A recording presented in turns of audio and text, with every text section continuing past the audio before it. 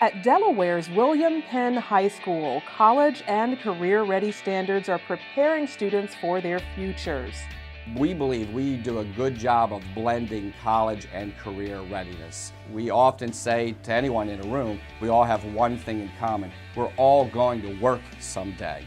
How could we take these wonders and connect them into the materials and the pieces that we're going to have to know in order to illustrate our understanding? In Mr. McNulty's 9th grade math class, students are learning the area of a circle using pennies.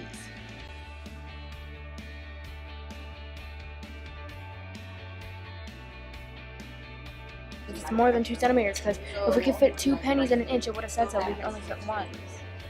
So it can't be more than 1. It was 3 rows of pennies going like that, and that was $2.29, and we just got $3.79. So it gotta be Somewhere around here. yeah. I think one of the beauties of our Corpus Curriculum is that it does a really good job of embedding and showing the rationale for how Common Core is very well aligned and it's very problem-based. It provides not only great real-world connected opportunities to learn your algebra base, your geometry base, your probability, your introduction to functions, but it also does a really good job of being able to provide collaborative opportunities for our students.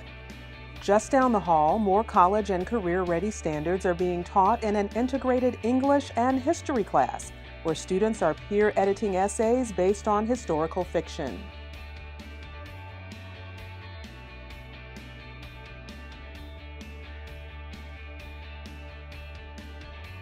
The students today were peer editing, and they were asked to do that because they'd been working on a larger piece that asked them to design their own thesis around a novel that they had recently completed called A Lesson Before Dying, which emphasizes what the conditions were like in the pre-civil rights South. And we chose that novel because we're combining U.S. history and English together. So the kids were able to design their own thesis, so they had ownership of what they wanted to explore.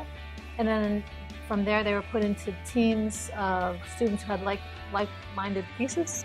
We read a book and then we either have a project on it or write an essay on it that will teach us or help us on our formatting of writing and how we write, and there's always something that we're going to learn different. We're just trying to make sure that our essays, like within the intro and the conclusion, they all have variety within the sentences, so we have different pronouns and verbs and everything in them.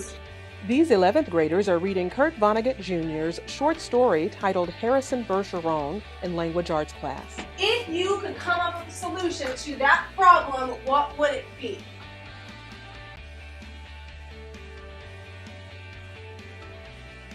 So equality is impossible. I want to think about this for a second. How do you guys define equality? We really wanted to apply fiction to the idea of discrimination and how people use fiction and how authors use fiction to discuss issues in society. I have found it easier for me to pinpoint what I need my students to know because for me the standards seem very clear-cut.